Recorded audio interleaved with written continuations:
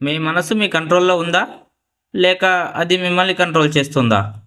ఎన్ని పెద్ద విజయాలైనా, ఎంత బాగా ప్లాన్ చేసుకున్నా, మన మనసు ఒక్కటి చెడు ఆలోచన వైపు లాగితే అంతా వృధా అవుతుంది. మనం ఎంత కష్టపడ్డా మనసు స్ట్రాంగ్‌గా ఉండకపోతే మన లక్ష్యాన్ని చేరుకోవడం చాలా కష్టం. మరి మనసును ఎలా కంట్రోల్ చేసుకోవాలి? ఎలా ట్రైన్ చేయాలి? ఇది తెలుసుకుంటే మీరు ఏదైనా సాధించగలరు.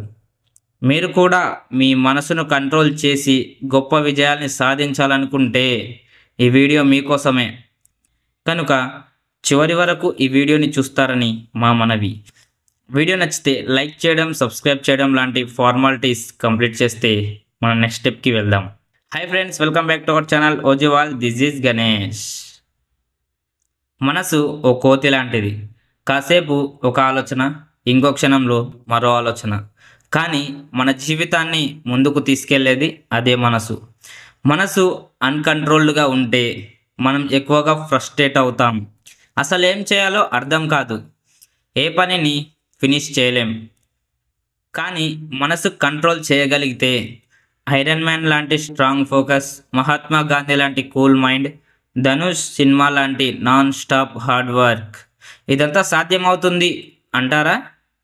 అవును. ఇవే కాదు, మీ decision making, happiness, stress control all in your hands. ప్రతిదీ మీ చేతిలో ఉంటుంది. వాటి గురించి ఇంకాస్త డీప్గా తెలుసుకుందాం. మనసును కంట్రోల్ చేసిన మహానుభావుల గురించి ముందు తెలుసుకుందాం. స్వామి వివేకానంద ఆత్మ నియంత్రణతో విజయం సాధించినవాడు. వివేకానంద గారు చిన్నప్పుడు ఎక్కువగా అలసటకు గురయ్యేవారు. కానీ గురువు రామకృష్ణ పరమహంస ద్వారా తన మనసును కంట్రోల్ చేసి ప్రపంచానికి గొప్ప స్ఫూర్తిగా మారారు.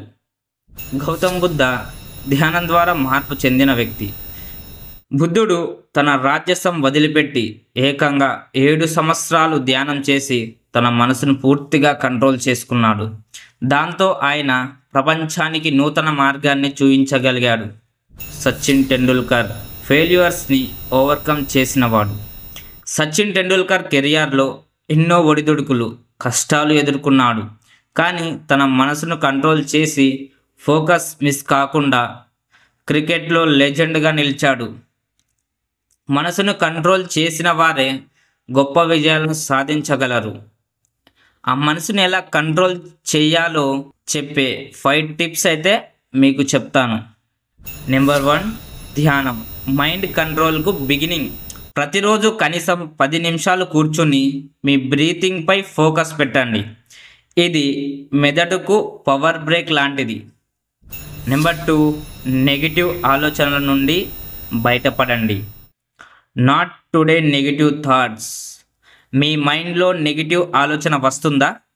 వెంటనే స్టాప్ అనండి. ఇది చిన్న టెక్నికే కానీ చాలా పవర్ఫుల్గా ఉంటుంది. Number 3, real time awareness. ఎక్కడ ఉన్నా అదే ఫోకస్.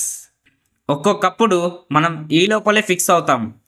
క్లాస్లో ఉంటే ఫోన్లో ఉంటే క్లాస్. మరి సక్సెస్ ఎక్కడ? ప్రస్తుత పని మీదే కాన్సన్ట్రేట్ చేయండి. నెంబర్ 4, లక్ష్యాన్ని క్లియర్గా పెట్టుకోండి. Clarity is power. మీరు ఏం కావాలి అనుకుంటున్నారో ఖచ్చితంగా తెలుసుకోండి. మీ మనసు డిస్ట్రాక్ట్ అవ్వకుండా అదే దిశలో ఉంచండి. అండ్ నెంబర్ 5, కనీసం 21 రోజులు ప్రాక్టీస్ చేయండి. Consistency wins. ఏ అలవాటైనా అలవాటు కావడానికి 21 రోజుల సమయం పడుతుంది. మొదట్లో కష్టంగా అనిపించవచ్చు. మీరు స్టిక్ అయ్యారంటే మీ మనసు మీ కంట్రోల్లో ఉంటుంది. దాని తర్వాత మీరేం చెప్తే అదే మీ మనసు వింటుంది. సో మనసును కంట్రోల్ చేయడం అనేది ఓ మ్యాజిక్ కాదు. ఇది ఒక ప్రాక్టీస్, ఒక స్కిల్.